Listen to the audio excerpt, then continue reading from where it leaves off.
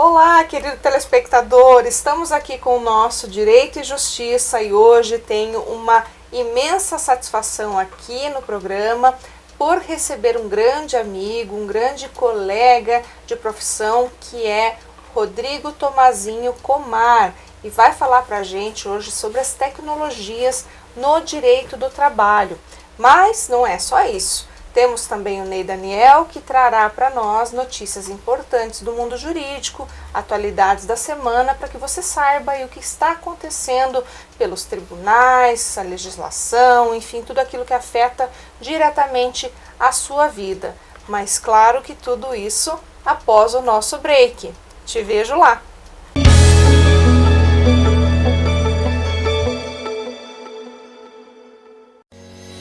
A Domínio Legal Soluções Imobiliárias é uma empresa que possui como objetivo social a gestão imobiliária, no que se inclui a regularização de imóveis.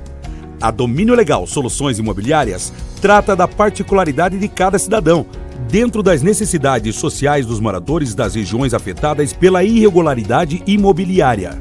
Domínio Legal Soluções Imobiliárias.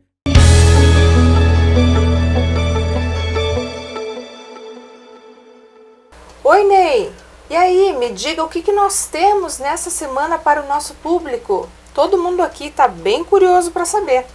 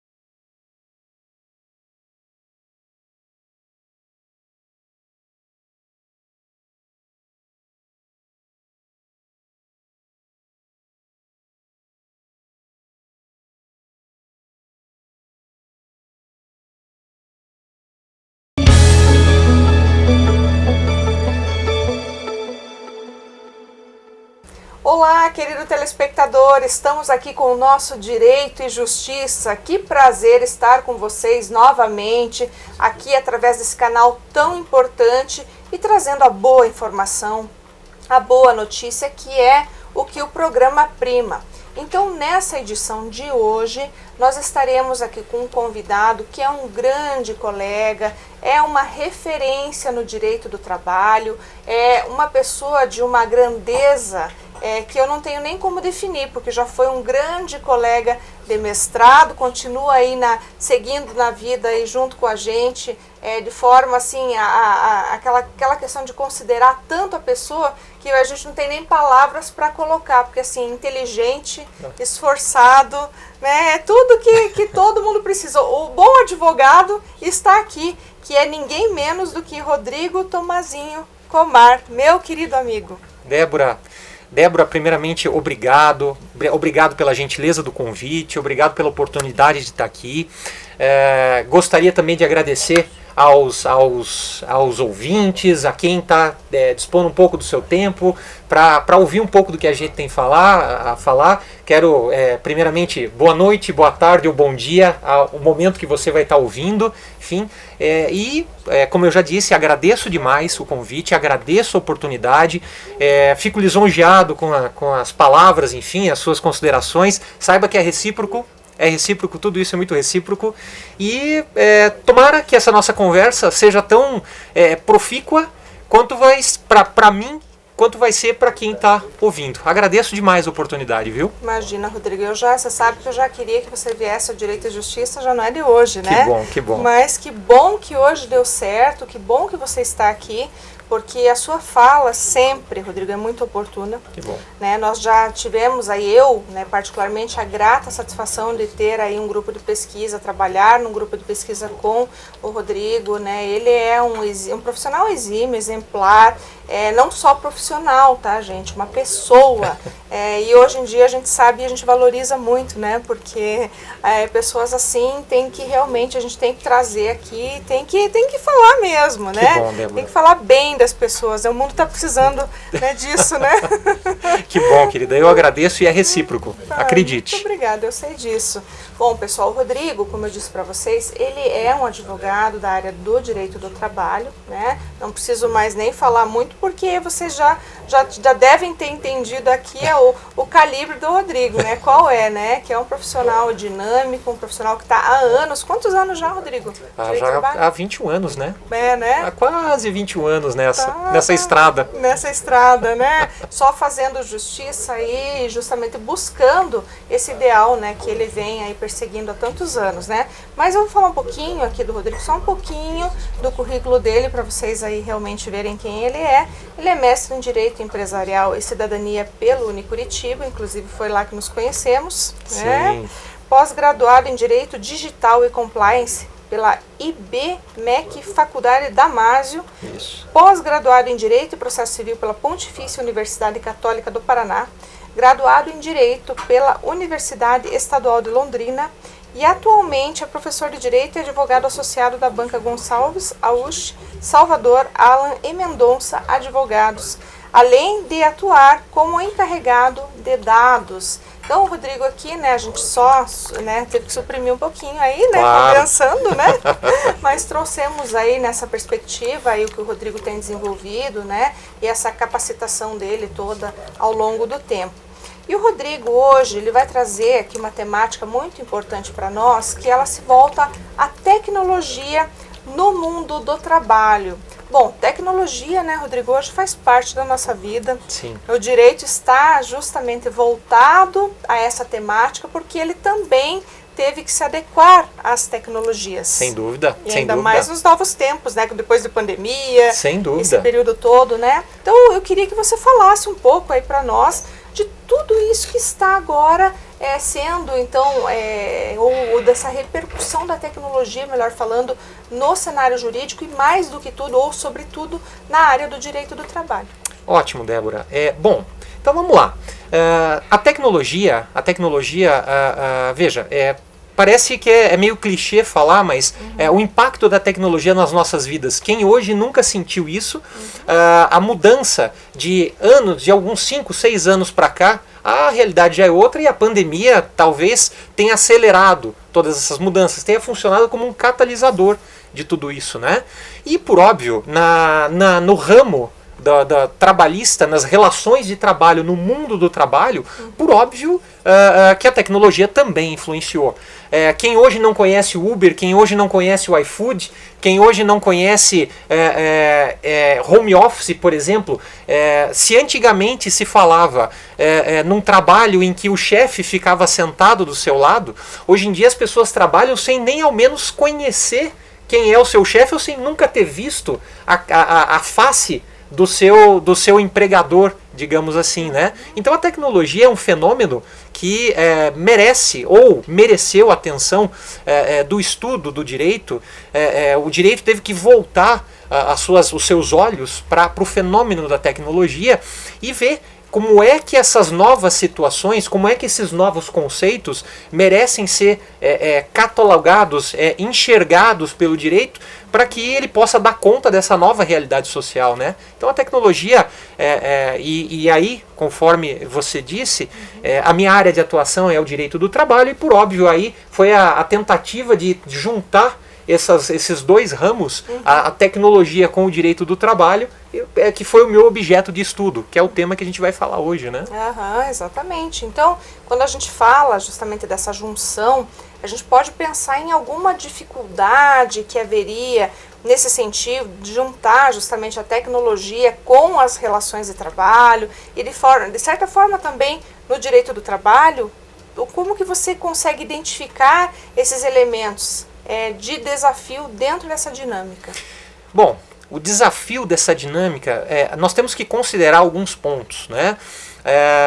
Conceitos clássicos que a gente tinha no direito do trabalho, as relações de emprego, por exemplo, elas não podem mais ser vistas como eram vistas há algum tempo atrás.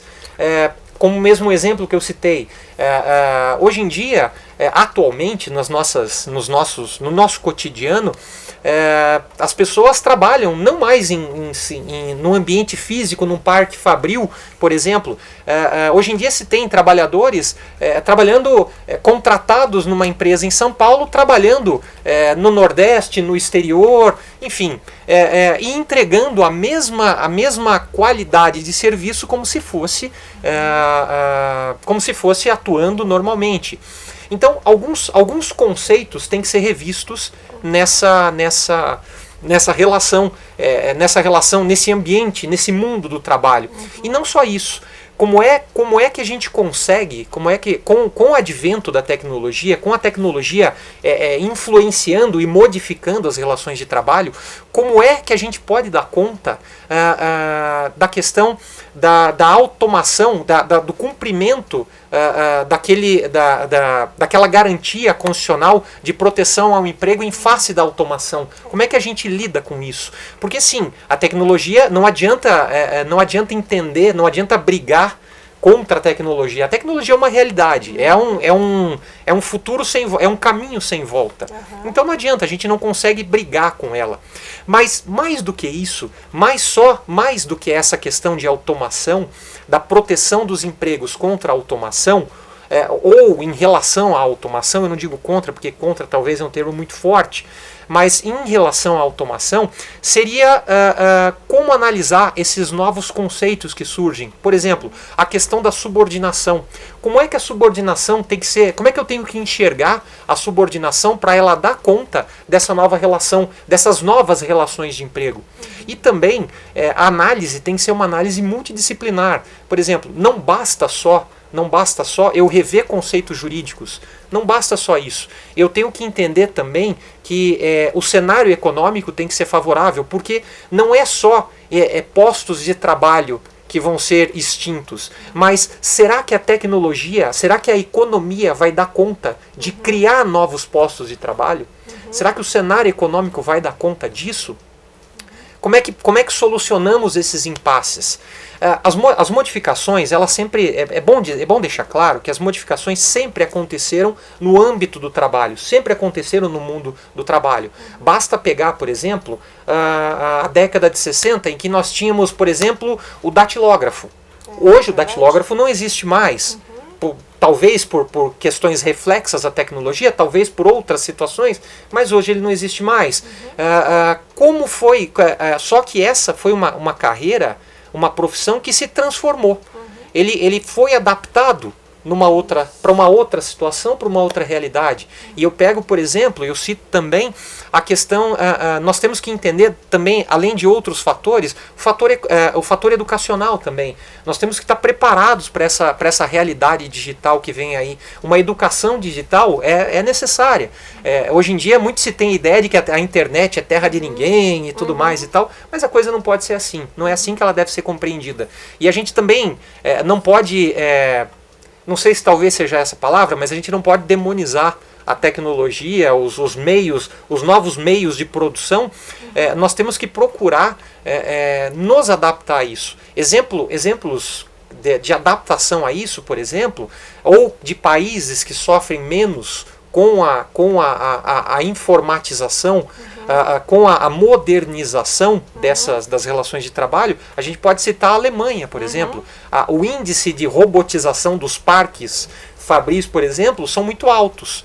Mas nem por isso índices de desemprego e tudo mais também acompanham essa extinção de postos. Então a gente tem que saber sopesar esses valores, né? Que eu acho que o que precisa acontecer é esse equilíbrio. E será que nesse ponto o Brasil, sendo como enfim, ele está preparado para a utilização e para o emprego dessa tecnologia? Sem dúvida. Porque nós temos algum problema nesse sentido, né? A mão de obra atualmente, e grande parte dela é dependente de fábricas, enfim, né? A gente sabe disso, né? Muita indústria que vem de fora, se instala no país, Sem né? dúvida. E precisa dessa mão de obra, ou seja, pessoas que, infelizmente ou felizmente, né, estão ali fazendo o serviço e precisam daquele trabalho, daquele posto, né?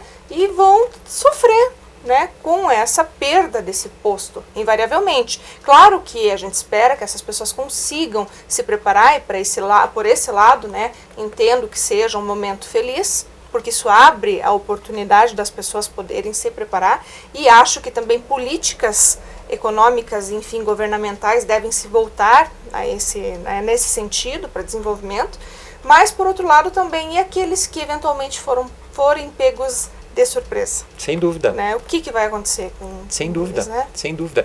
A gente vê que enfim, é de fácil percepção que o mundo do trabalho, enfim, hoje em dia quem não é trabalhador em certa medida, né, você sempre é um trabalhador, seja você dono do negócio ou não, você é um trabalhador. E o mundo do trabalho é um mundo extremamente, é uma ciência social, assim como o direito é uma ciência social. E a gente precisa estar voltado, e os operadores, os governos, enfim, precisam estar voltados para essa preparação. As pessoas têm que estar cientes de que essa é uma realidade que está aí, que está por vir. E nada melhor do que isso, do que uma preparação.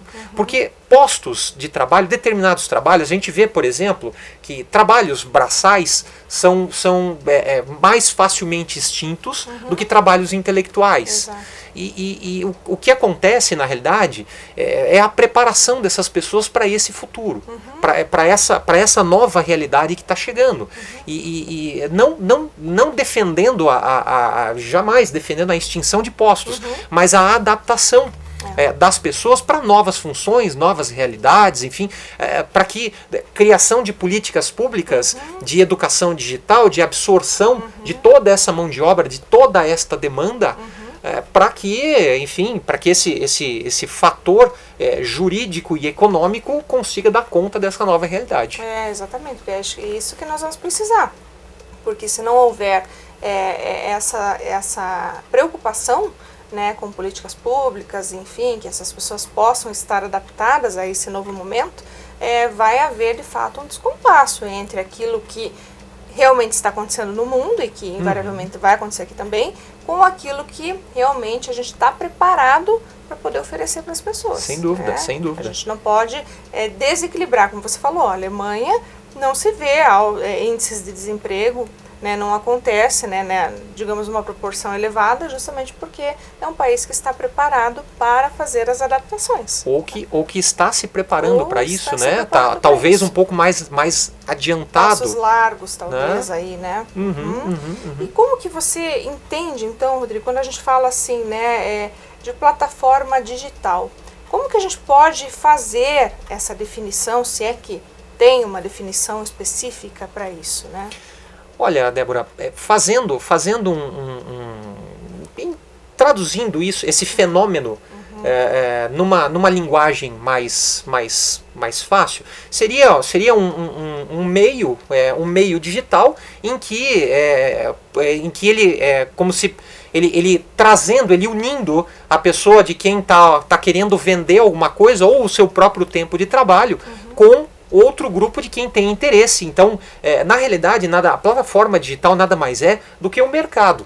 Só que o mercado de uma forma digital, de uma forma virtual, em que você não precisa mais sair da tua casa para poder buscar um bem, buscar um serviço, enfim, do que você tem interesse. E esse talvez é o exemplo mais visível dessa modificação das relações de trabalho, né?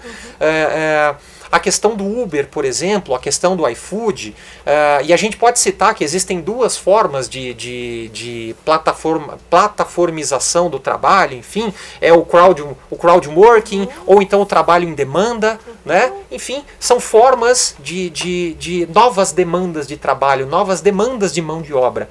Então a plataforma digital nada mais é do que um meio de ligação. entre as pessoas que vendem alguma coisa, seja ele uma mercadoria ou a própria força de trabalho, ou ainda com aquelas pessoas que desejam adquirir, seja a força de trabalho ou a mercadoria, por exemplo. Então essa talvez é o exemplo mais visível, entre aspas, do que a gente está falando.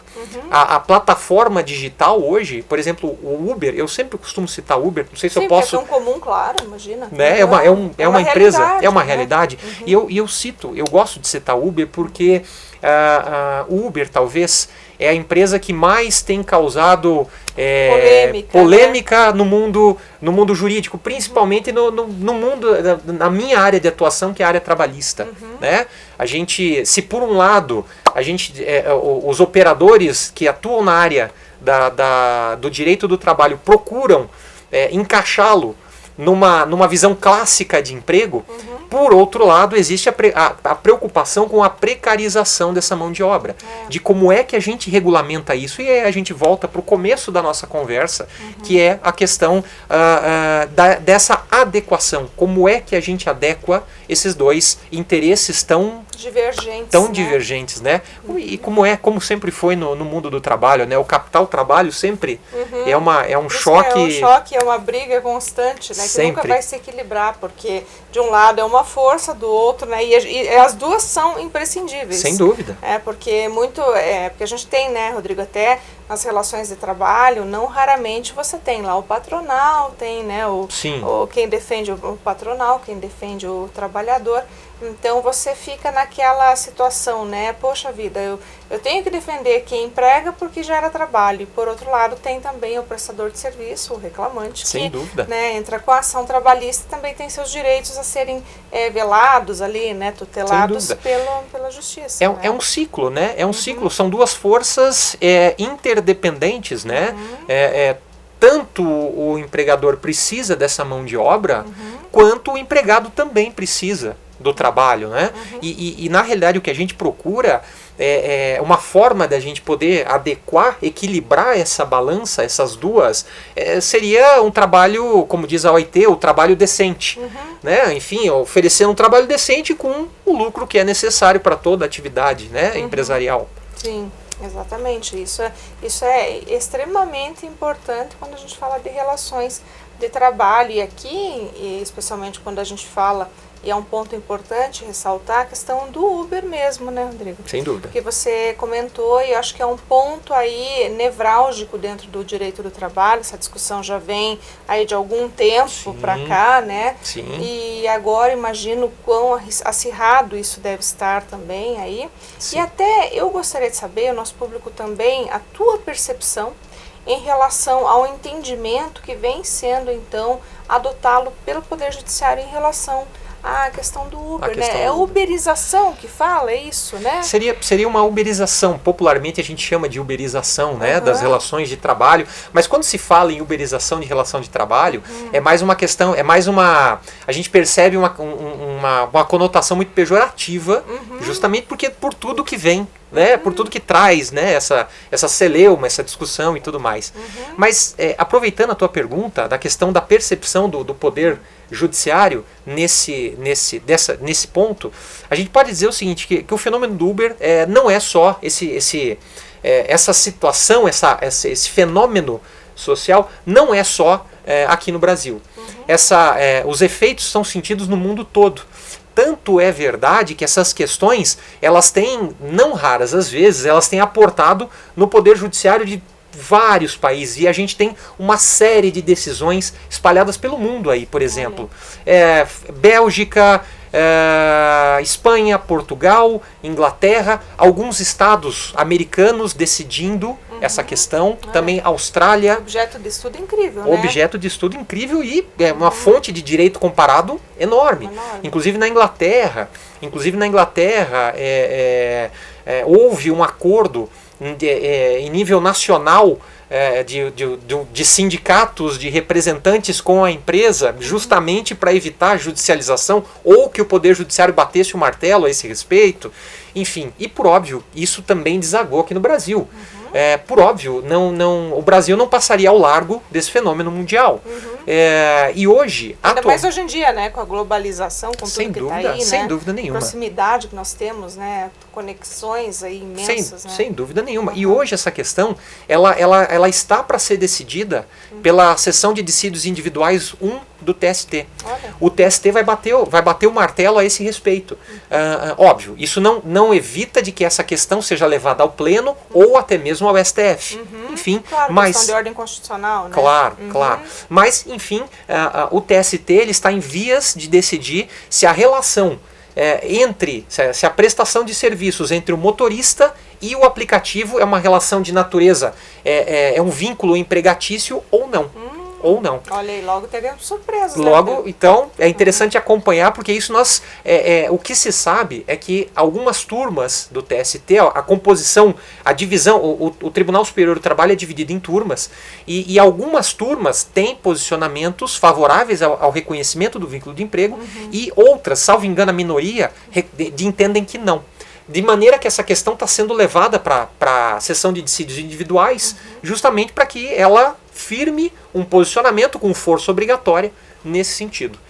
Para encerrar a questão, e por óbvio, no âmbito do judiciário trabalhista, existem decisões dos mais variados tipos, em primeira instância, em segunda instância, dos mais variados tipos, gostos, jeitos, enfim, tem para tudo. É aquela velha situação, né? Vamos ver no que vai dar, né? Cenas dos próximos capítulos. Porque você daí, por exemplo, vai lá no teu escritório, alguém com um determinado problema, que é parecido com esse que a gente está discutindo aqui, aí você vai, olha... Então, depende, né?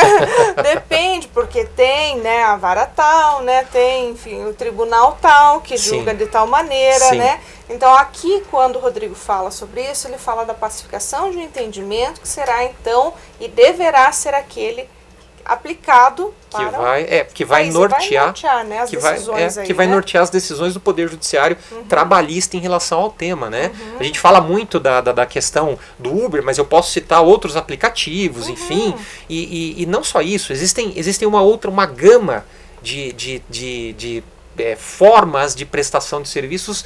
Por exemplo, o crowdworking é uma forma totalmente diferente do Uber, por exemplo, que envolve, é como se fosse uma terceirização digital, microdivisão de tarefas, por exemplo, e por aí vai. Essas questões vão aportar no Poder Judiciário também, e o Poder Judiciário vai ser obrigado a dar o posicionamento dele a esse respeito. Enfim, cada um com as suas nuances, cada um com as suas mais variadas diferenças, enfim. Mas todas elas com um ponto em comum. Para ser empregado, nós precisamos saber se existe subordinação. E que tipo de subordinação é essa? Esse é o ponto nevrálgico de toda a questão. Crucial, e é sobre o que vai efetivamente ser decidido, então, tudo isso que está lá na iminência, então. Na iminência de já ser. Já tem uma data, já tem algo nesse sentido? Não, ainda não existe, mas está em vias de. Entendi. Bom, pessoal, eu gostaria de conversar muito mais aqui com o Rodrigo, porque ele tem muita coisa para nos contar, né, Rodrigo? Acho que, assim, teríamos aí um universo de situações para discutir aqui. Conversa para ir longe. Para mais de metro, como diz, né? Mas a gente tem que encerrar, porque o nosso tempo está acabando. Mas, de qualquer maneira, Rodrigo, eu te agradeço imensamente por ter vindo até aqui, por ter trazido ao nosso público, ao nosso telespectador, tanta informação de qualidade, com a propriedade que você tem, tá? Fico muito feliz e lisonjeada por você estar aqui com a gente, tá? Então, só agradeço. Que bom. Débora, eu, como já disse, volto a repetir, para mim, eu fico muito feliz pelo convite, agradeço muito. Para mim é uma satisfação falar desses temas, porque são temas que me interessam demais da conta.